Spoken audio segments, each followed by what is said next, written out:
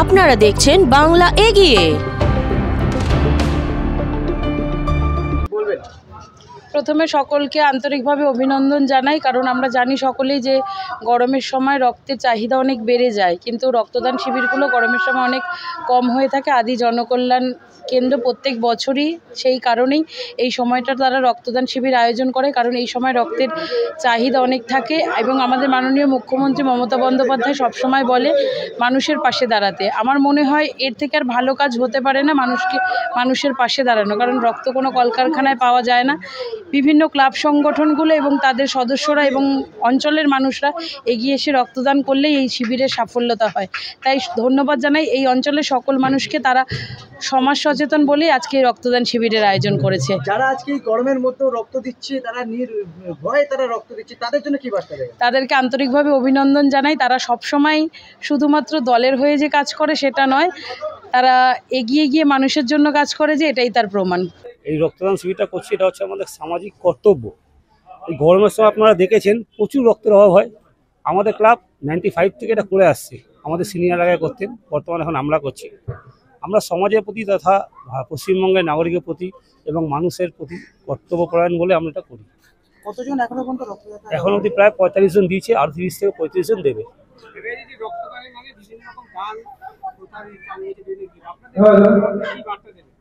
আমরা প্রথম কথা, এই যে রক্তদান শিবিরটা করি, এটা হচ্ছে আপনি দেখুন, খেয়াল করে লেখা আছে স্বেচ্ছায় রক্তদান শিবির। এখানে কিন্তু আমরা কোনোদিন ওই ক্যাম্পেনিং করি না যে আমরা এইটা দেবো ওইটা দেবো। স্বেচ্ছায় রক্তদান শিবির বলি, মুমূর্ষু মানুষরা আসে, এসে প্রত্যেকে দেওয়ার চেষ্টা করে এবং দেয়। আমাদের ক্লাব সদস্যরা, মহিলারা, সিনিয়ররা প্রত্যেকে দেয়। আশপাশে বাড়ি পাড়া পড়শির লোকেরা আসে, এসে দিয়ে যায়। কার কার উপস্থিতিতে আজকে আমাদের উপস্থিত ছিলেন শান্তিরঞ্জন কুণ্ডু, উত্তর কলকাতা জেলার সভাপতি তথা আমাদের কাউন্সিলর পাপিয়া ঘোষ, এবং স্বপন সমাদার তো আমাদের আশীর্বাদ ধন্যবাদ আছি। তোমার নাম? আমার নাম অমিত শর্মা। এই ক্লাব, হ্যাঁ, পুরুষদের সাথে মহিলারা এগিয়ে এসছে, তার মানে হচ্ছে সব জায়গায় পুরুষ আর মহিলা সমান, সেই কারণেই এগিয়ে এসছে। হ্যাঁ, ভালোই স্বতঃস্ফূর্ত সাড়া পেয়েছি। আমরা কোনো গিফট বা কোনো কিছুর ভিত্তিতে আমরা রক্তদান শিবিরটা চালাই না। আমাদের সব ক্লাব মেম্বারসরা, আদার্স যারা মানে আছে পাড়ার সমস্ত লোকজনকে নিয়ে রক্তদান শিবিরটা করা হয়। এটাই বার্তা দেবো যে এতে রক্তদান তো মহৎ দান হিসাবেই বলা হয়, তো সবাই এগিয়ে আসুন, এটাই বলবো। আর কিছু যাতে সামনের বছর আরো বড় করে আমরা অ্যারেঞ্জমেন্ট করতে পারি। আমার নাম পাপিয়া চৌধুরী। আমাদের এটা দীর্ঘদিনেরই আছে, প্রবীণ নবীন মহিলা সমস্ত সকলকে নিয়ে আমরা রক্তদান শিবির। আর আমাদের রক্তদান শিবিরটা হচ্ছে বিনিময় না, স্বেচ্ছায় রক্তদান শিবির, যেটা এখনো আমরা ধরে রেখেছি 95 থেকে, অর্থাৎ 95 সাল থেকে আমরা এই জিনিসটা করে এসেছি।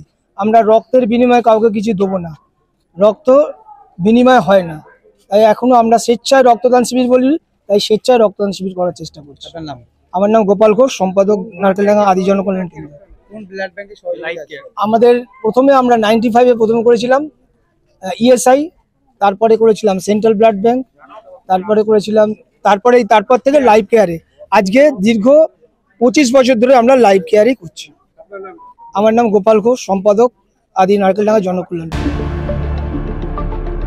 দেখতে থাকুন বাংলা এগিয়ে।